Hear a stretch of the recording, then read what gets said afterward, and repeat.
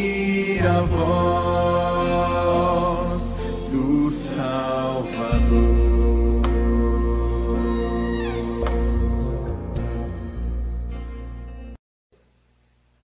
Neemias capítulo 6, versículos 1 a 14, deixa eu contar rapidamente aqui.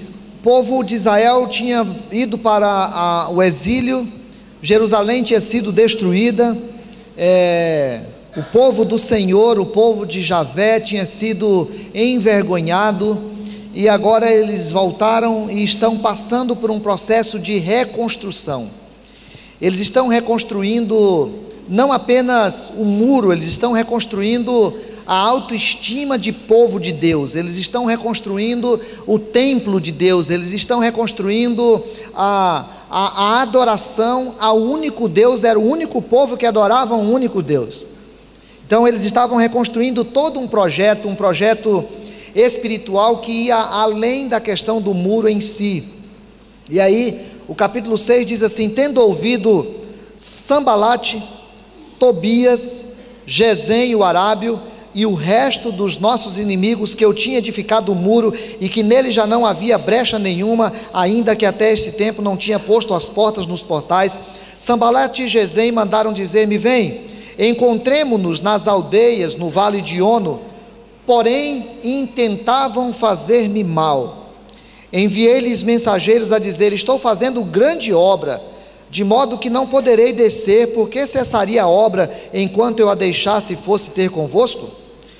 4 vezes me enviaram o mesmo pedido, eu porém lhes dei sempre a mesma resposta. Então Sambalate me enviou pela 5ª vez o seu moço, o qual trazia na mão uma carta aberta, do teor seguinte: entre a gente se ouviu, e Gesem diz que tu e os judeus intentai revoltar-vos. Por isso reedificas o muro, e segundo se diz, queres ser o rei deles, e puseste profetas para falarem a teu respeito em Jerusalém, dizendo: este é rei em Judá. Ora, o rei ouvirá isso segundo essas palavras.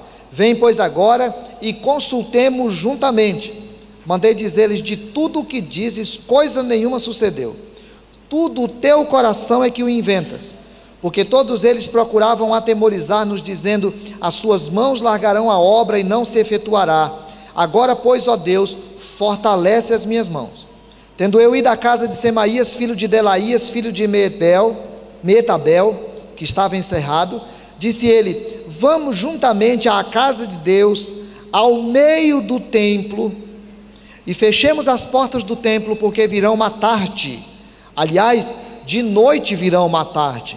Porém eu disse: homem como eu fugiria? E quem há como eu que entre no templo para que viva? De maneira nenhuma entrarei. Então percebi que não era Deus quem o enviara. Tal profecia falou ele contra mim, porque Tobias e Sambalate o subornaram. Para isso subornaram, para me atemorizar, e para que eu assim viesse a proceder e a pecar, para que tivessem motivo de me infamar e me vituperassem. Lembra-te, meu Deus, de Tobias e de Sambalate no tocante a essas suas obras, e também da profetisa Noadia e dos mais profetas que procuraram atemorizar-me. Acabou-se, pois, o muro aos 25 dias do mês de Elu, em 52 dias.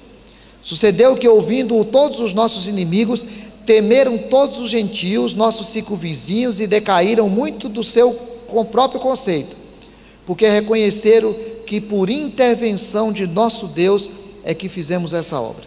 Também naqueles dias alguns nobres de Judá escreveram muitas cartas, que iam para Tobias, e cartas de Tobias vinham para eles, pois muitos em Judá lhes eram ajuramentados, porque era genro de Secanias, filho de Ará, e seu filho Joanã se casara com a filha de Mesulão, filho de Berequias.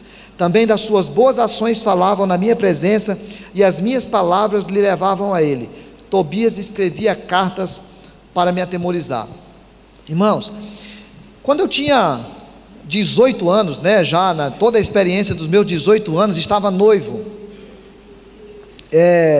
queria me casar, e entramos num acerto lá, eu e a Delta, que a gente ia se casar, e eu não tinha dinheiro para comprar aliança. Fui lá e carpi quintal e limpei alojamento no colégio interno para juntar dinheiro para comprar aliança. O meu sogro não queria que a gente casasse, e eu fui lá insistir para a gente casar. Depois tinha que ir embora para o seminário e eu não podia ir casado já, porque não conhecia a estrutura de lá. Então fui para lá e já no primeiro mês eu saí correndo procurando casa para o outro ano. E aí quando foi lá para abril mais ou menos, eu consegui uma casa na casa do presbítero Gerson Ferreira da Cunha, né? Um dos Cunhas conhecido aqui, até irmão do tio Samuel, que morava aqui em Rondônia. E arrumei uma casa para o outro ano. E eu ganhava um salário mínimo por mês, e fui lá e comprei uma mesa e 4 cadeiras. E depois de um período eu comprei um colchão. E depois de um período eu ganhei um fogão. E aí me casei. E agora eu já tinha 19 anos, agora eu já estava mais maduro, já tinha 19 anos, e eu não tinha autorização para casar, porque eu não sei se ainda era assim, mas tinha que ter 21 anos para casar. E aí eu fui lá e minha mãe e meu pai assinaram uma autorização para me casar. E casei, e fomos para a lua de mel numa casa emprestada que a gente arrumou na esquina, numa curva lá de um trem, e os irmãos da igreja passavam a tarde da noite e ficavam buzinando lá para poder aperrear. E pegamos o trem e depois fomos embora para Campinas com 12 volumes. E voltamos 3 anos depois, já no meu 4º ano, com 36 volumes. Né? Mas casado e feliz, porque eu queria casar. Há alguns dias nós temos meditado aqui no livro de Neemias. E o convite é para que a gente possa olhar na nossa vida pessoal, individual, sem preocupar com ninguém em primeiro lugar, e perguntar: tem alguma coisa precisando ser reformada na minha vida com Deus? Tem alguma coisa no meu compromisso com Deus que eu estou precisando sentar e refazer? Tem alguma coisa na tua vida que você para e fala: cara, eu tenho que refazer isso, eu não posso continuar dessa forma? Segundo, tem alguma coisa na minha família, na prática da minha casa, no jeito de eu viver, no jeito de eu tratar minha esposa, no jeito de eu tratar minhas filhas, tem alguma coisa lá que está precisando ser reformado? Tem alguma coisa da minha vida na igreja que eu estou precisando refazer, reorganizar, que eu não vou poder ficar sentado a vida inteira, que eu não posso ficar recebendo a vida inteira? Eu tenho que ser alguém que partilho também, eu tenho que arrumar alguma forma de ser útil no corpo de Cristo também. Tem alguma coisa na minha cidade que precisa modificar, e não adianta eu ficar esperando do prefeito a vida inteira, porque tem alguma coisa que eu posso fazer? Se tem alguma coisa, nós estamos sendo convocados pela palavra de Deus nesse tempo para a gente fazer uma reforma na vida, uma reforma nos valores, uma reforma nos costumes, uma reforma na prática. Mas para a gente reconstruir, para a gente reformar, nós não podemos perder o foco daquilo que queremos. Para fazer reforma, é preciso definir qual é o foco, o que eu quero, qual é o objetivo da minha vida, o que eu vou querer fazer na minha vida, na minha casa, na minha igreja, na minha cidade, que passa por mim. Neemias estava reconstruindo o muro, e esse texto vai nos apresentar que, se eu quiser reconstruir, eu preciso continuar reconstruindo sem dar atenção àquilo que não colabora para a reconstrução. Eu chego à conclusão que tenho que reconstruir alguma coisa na minha vida. Cuidado, tem alguma coisa que vai tirar o teu foco. Eu quero reconstruir alguma coisa na minha casa. Cuidado, tem alguma coisa que vai tirar o teu foco. Neemias disse que estava reconstruindo lá, e aí diz que se juntaram esses inimigos que ele já conhece de um tempo, que já vem aperreando a vida dele durante todos aqueles dias: Sambalate, Tobias, Gesem e o resto dos nossos inimigos.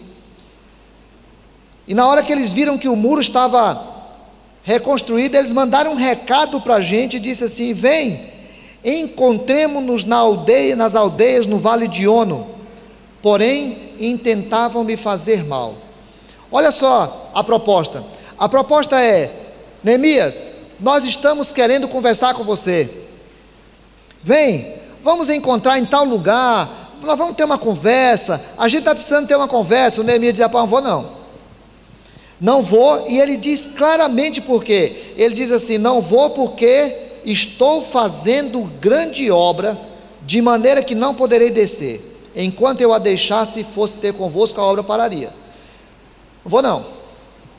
Rapaz, mas a gente quer conversar com você, a gente está precisando ter um acerto contigo, porque quem sabe a gente vai te ajudar. Não, não vou não. Não, mas nós estamos querendo conversar com você, para a obra um pouco. Não, não vou não. O texto diz que por 4 vezes ele mandou chamar e Neemias estava dizendo: cara, eu não vou, porque eu estou fazendo uma grande obra, eu tenho certo na minha cabeça o que quero, o Senhor me colocou para fazer essa obra, o Senhor me colocou para fazer essa reforma, e eu não vou parar de fazer para poder fazer qualquer outra coisa, porque a obra que eu estou fazendo é muito grande.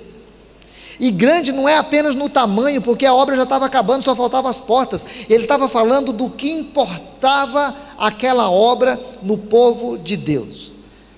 Meu irmão, se Deus estiver incomodando o teu coração nesse tempo, se Deus estiver chamando o teu coração hoje, para poder falar assim: cara, faz uma reforma na tua vida, cara, dá uma reorganizada na tua vida, na tua casa, na tua vida espiritual, na tua vida eclesiástica, na tua vida enquanto cidadão, faz uma mudança,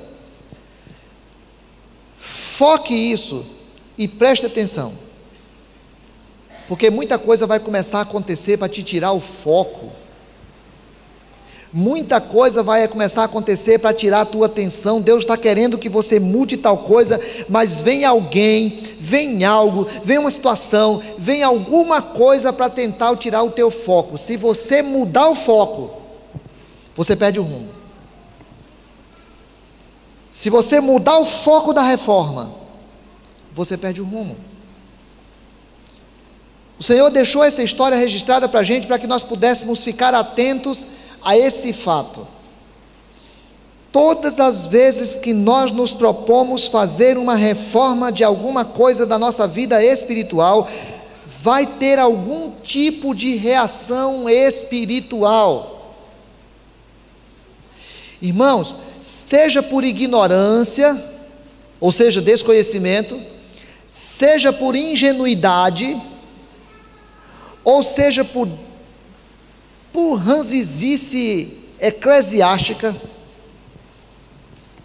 a gente não se acostuma a entender que estamos num processo espiritual, que quando eu faço algo em direção a Deus, quando eu movo alguma coisa da minha vida em direção a Deus, necessariamente vai ter uma reação espiritual.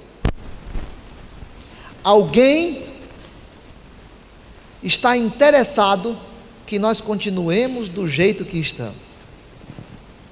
Satanás tem interesse de que a nossa vida fique igual está. Satanás tem interesse que nós não tomemos posição espiritual de mudança, de transformação, de reforma, e ele vai tentar tirar o nosso foco. Então eu preciso ficar atento e entender que não posso mudar de foco, que não posso perder o rumo, mas também preciso prestar atenção que não posso me fragilizar diante do jogo de quem tenta atrapalhar a reforma. Eu não posso me fragilizar diante do jogo de quem tenta atrapalhar a reforma. Sanbalate me enviou pela 5ª vez o seu moço, e o moço trazia na mão uma carta, que dizia o seguinte, versículo 6, entre a gente se ouviu, olha a conversa, isso é conversa de fofoqueiro, né? Entre a gente se ouviu, e Gesem diz que tu e os teus judeus intentais revoltar-vos, por isso reedificas o muro, e segundo se diz, queres ser o rei deles, e pusestes profetas para falarem a teu respeito em Jerusalém, dizendo, esse é o rei de Judá. Ora, o rei ouvirá isso segundo essas palavras, eu vou contar para ele, eu vou contar para o rei lá na Babilônia, de algum jeito o rei vai ficar sabendo lá na Babilônia, que vocês estão querendo fazer uma revolta contra ele, que vocês estão reedificando os muros, porque vocês querem, que você quer ser o rei deles, e estão falando por aí que você está colocando o profeta para dizer, esse é o rei nosso. É melhor você vir e sentar com a gente, e consultarmos juntos. Olha, eu vou dizer um negócio para você. Primeiro, eles fizeram um convite. Agora eles estão começando a fazer uma ameaça, porque é o seguinte, ó, você está passando a ideia de que está querendo ser rei desse povo, eu vou contar para o rei. Está todo mundo dizendo isso por aí, eu vou contar para o rei. Vem, é melhor a gente sentar e conversar. O Neemias diz no versículo 16, sucedeu eu que ouvindo todos, aliás, no versículo 15, no versículo 8, mandei dizer-lhe, de tudo o que dizes, coisa nenhuma sucedeu, tudo o teu coração é que o inventas, porque todos eles procuravam atemorizar-nos, dizendo, as suas mãos largarão a obra e não se efetuará, porque todos eles procuravam atemorizar-nos, dizendo, as tuas mãos largarão a obra e não se efetuará. Irmãos, toda vez que eu decido dar um passo em direção a uma maior comunhão com Deus, eu estou abrindo mão de alguma prática, de alguma coisa que desagrada a Deus. Todas as vezes que eu abro mão de alguma prática ou de alguma coisa que desagrada a Deus, Satanás vai usar de alguma forma alguém ou alguma coisa para nos colocar medo. E vem com qualquer tipo de ameaça, às vezes as mais esdrúxulas possíveis. E a gente tem que ter percepção espiritual, porque a Bíblia diz que a carne milita contra o espírito. A Bíblia diz que há uma luta, e a nossa luta não é contra sangue e contra carne. Então eu preciso estar atento de alguma forma para ver Deus está querendo mudar um aspecto da minha vida, da minha casa, da minha igreja, da minha cidade, e eu preciso parar um pouquinho para ficar observando o que é que Satanás está fazendo agora. Ele quer ameaçar de alguma maneira para que eu tenha medo, eu não vou tomar essa decisão, porque se eu tomar essa decisão vai não sei o que. Neemias disse assim, opa, alto lá, eu estou percebendo que isso é um movimento para me atemorizar. Sabe aquele menino que vem no King's Kids no meio de semana, e aí as pessoas falam para ele assim, olha, o certo sabe o que é? Ler a Bíblia todo dia você precisa tirar um momento para ler a Bíblia. E aí o menino senta num canto lá um dia, ele amanhece o dia, pega a Bíblia, senta assim, e na hora que ele vai ler, passa a mãe, o irmão mais velho, o pai fala assim, quem vê assim pensa, começar é bom, mas continuar, olha, daqui a pouco na outra sessão aqui a gente vai chamar a atenção disso, às vezes até a mãe é usada por Satanás, às vezes até o pai é usado por Satanás, às vezes até o pastor é usado por Satanás, porque ao invés de ajudar a reformar, vem com uma conversinha mole de uma crítica sem pé e sem cabeça, que não ajuda nada na mudança, e eu preciso ficar atento, porque se eu enfraquecer, eu perco o foco. Se eu ficar com medo do preço que tem de pagar, perco o foco. Se perco o foco, não continua a construção, e se não continua a construção, eu faço aquilo que o diabo quer, e não aquilo que Deus quer. Terceiro lugar, presta atenção, e aí está dentro desse tópico que eu estava falando, presta atenção, se algo que está vindo na tua vida vem de Deus, ou não vem de Deus.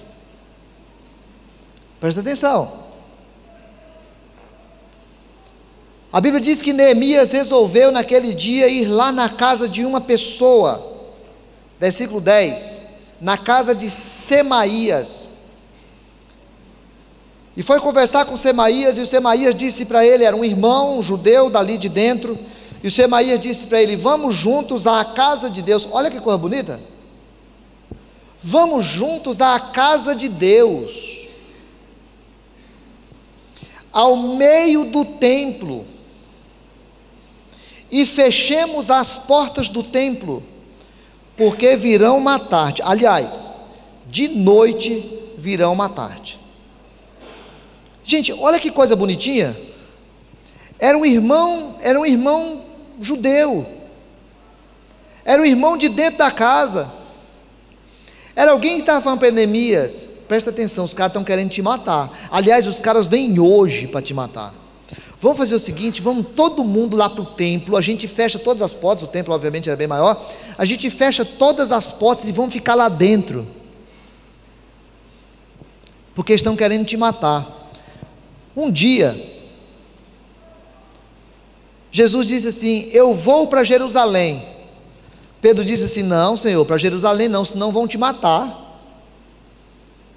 Jesus olhou para o Pedro preocupado com ele, e disse para ele, arreda de Satanás, eu vim foi para morrer mesmo, se você achar que eu não devo ir para morrer, eu acabo perdendo o foco, eu vim para morrer.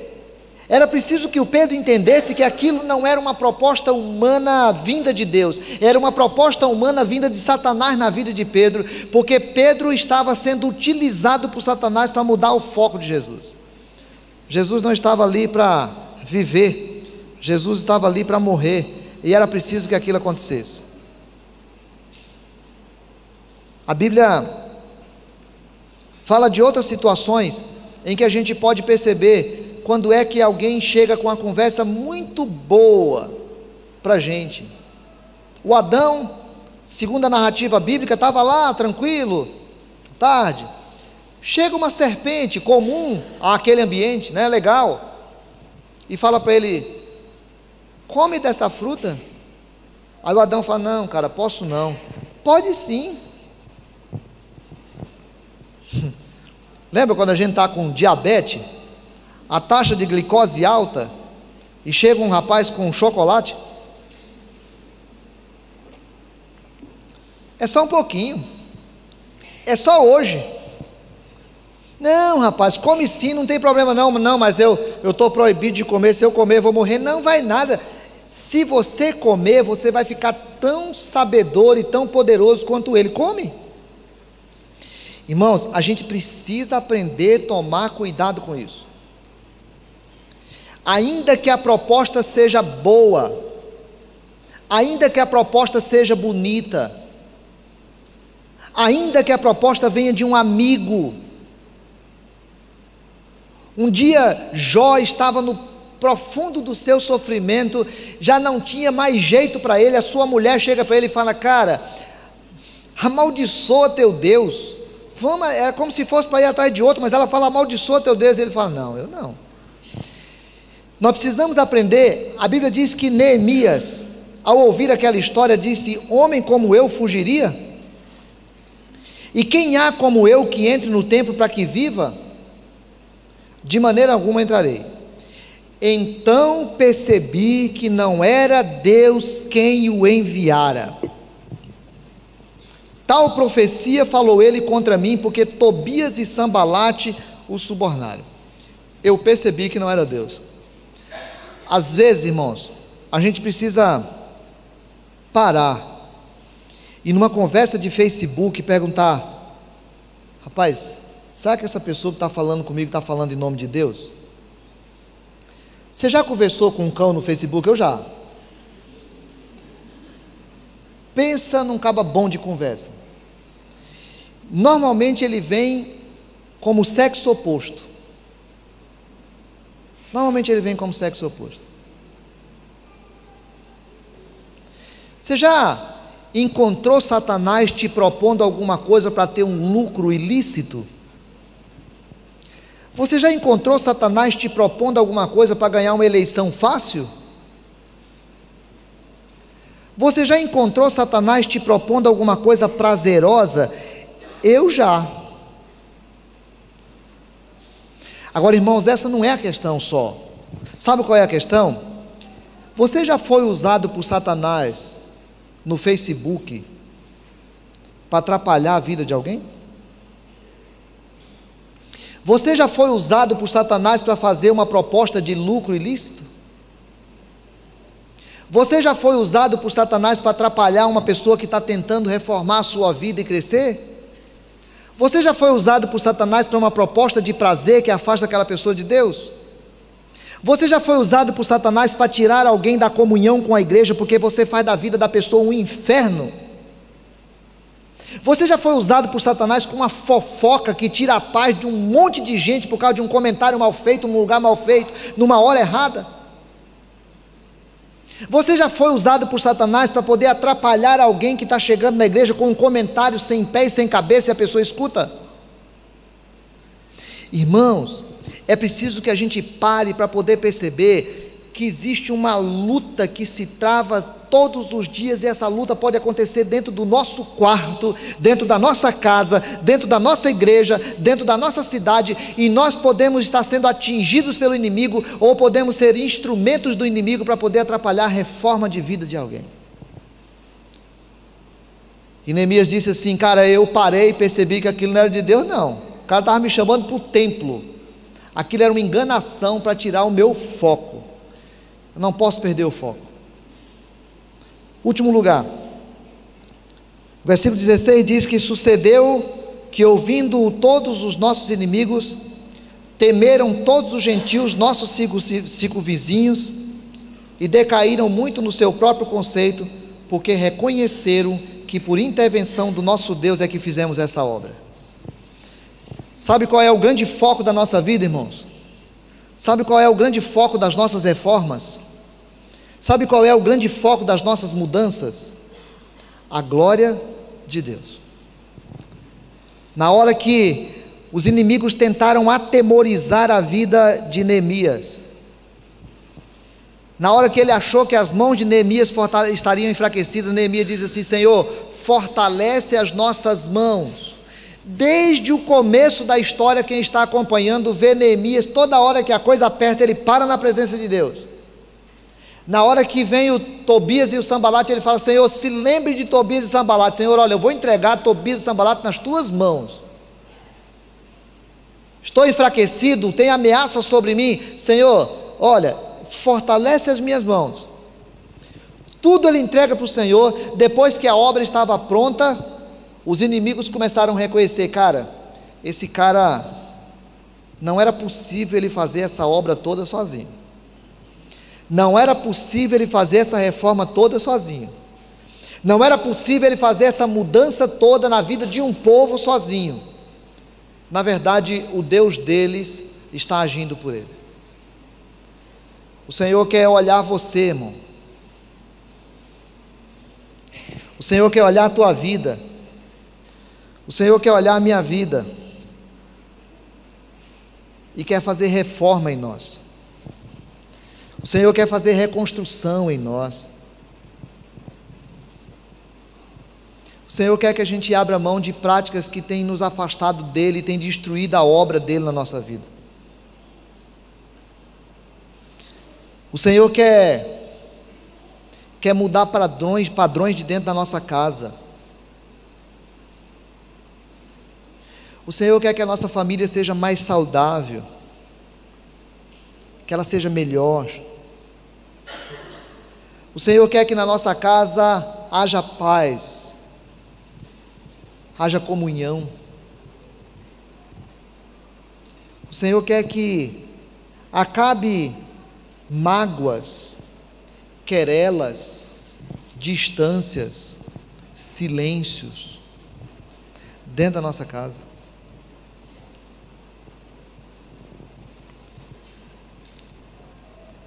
O Senhor quer mudar a tua vida espiritual, o teu serviço enquanto crente.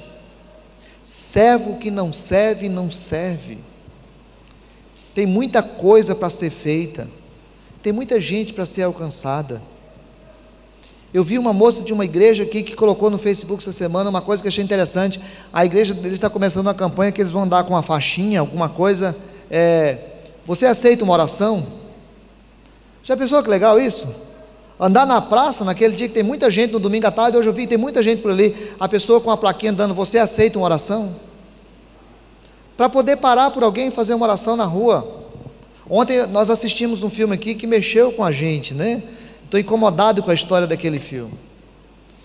Nós podemos fazer alguma coisa por alguém. Não fique esperando o outro fazer. Tem gente dentro da igreja às vezes sofrendo. Tem gente dentro da igreja querendo morrer às vezes. Tem gente dentro da igreja querendo morrer. Tem gente dentro da igreja distante. Você pode ser um instrumento de Deus se você se permitir que Deus reforme a tua existência. Agora, eu preciso querer. Senhor, eu quero. Senhor, eu quero. Senhor, os meus irmãos estão sofrendo e eu não quero ficar aqui na boa, no palácio da Babilônia, enquanto os meus irmãos estão sofrendo lá. Eu quero fazer alguma coisa. Senhor, abre as portas. Senhor, se utilize da minha vida para poder fazer essa construção que precisa ser feita. Foi isso que Neemias fez. Eu preciso querer. E quando eu quero e coloca essa disposição na mão de Deus, Deus faz coisa impressionante. Por isso a gente tem que tomar cuidado na hora de fazer oração, porque Deus acredita. Se eu pedisse, Senhor, eu quero ser usado por Ti, usa-me, Deus fala, beleza, eu quero. Agora, eu preciso querer, e na hora que eu quero, eu preciso montar o foco. Pensa num caba que queria casar, 18 anos, morava longe de casa desde os 14 anos, nunca tive família lá muito adequada, ia embora para outro lugar que eu não conhecia. Eu queria casar, eu tinha necessidade de ter minha casa, de ter minha família, eu precisava daquilo, e vocês não têm noção do que eu fiz para poder casar. Você quer mudança? Você quer reformar a tua vida? Você quer que Deus faça alguma coisa específica na tua vida, porque na tua vida, na tua casa, na tua igreja, na tua cidade está precisando de mudança? Que comece a partir de você. A primeira coisa é a gente parar de ficar orando pelo outro. Ore por ti. Senhor, faz a partir da minha vida, usa a minha vida. Senhor, usa a minha vida. Senhor, usa a minha vida para que a minha casa seja diferente. Senhor, usa a minha vida, Pai. Usa a minha vida. Jesus Cristo veio para cá, morreu na cruz, focou a missão, cumpriu com a missão, para que pudesse fazer de você filho dele, povo dele, para te fazer um instrumento de bênção. Jesus Cristo morreu numa cruz para fazer de você um instrumento de bênção, para você desejar ardentemente ser uma bênção, para poder vir num culto, adorar, ver, participar e sair daqui disposto, rapaz, eu quero ser uma bênção, lá em casa, lá no meu trabalho, eu quero ser uma bênção, eu quero fazer bem, eu quero ser uma bênção.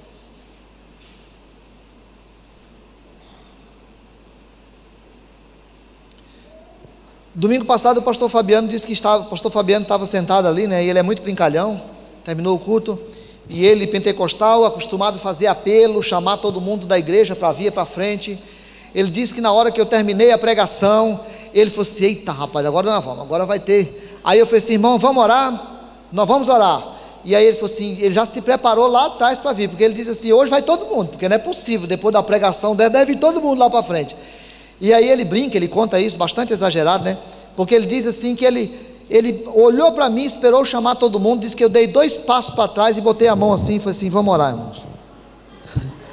Diz que quando eu baixei a cabeça, todo mundo baixou a cabeça, parecia o Ramadã. E aí ele falou assim que ficou um silêncio, que nem criança chiava, e ele pentecostal ficou pensando, meu Deus do céu, o que é isso, né? É uma oração silenciosa, pentecostal não sabe direito o que é oração silenciosa. E aí ele disse que ficou lá e orou, e abriu o olho, disse que eu estava do mesmo jeito ali atrás, e as pessoas quietinhas. Aí ele orou mais um pouquinho, orou, abriu o olho, disse que demorou uns 10 minutos, conversa. Nem 2 minutos, é porque o Fabiano é ansioso e é pentecostal, né? Então ele é todo agitado assim, porque ele falou assim, cara, tem hora que a gente precisa ver o povo tomar uma postura. Eu vou convidar você para tomar uma postura, sentadinho no teu canto, igual o Ramadã, de cabecinha baixa, em silêncio. Mas eu quero convidar você, querido, para falar para Deus, o que é que você quer na tua vida? O que você quer que Deus faça na tua vida e através da tua vida? E eu vou fazer com a minha aqui. Tem tanta coisa que Deus precisa reformar aqui. Vamos falar isso para o Senhor?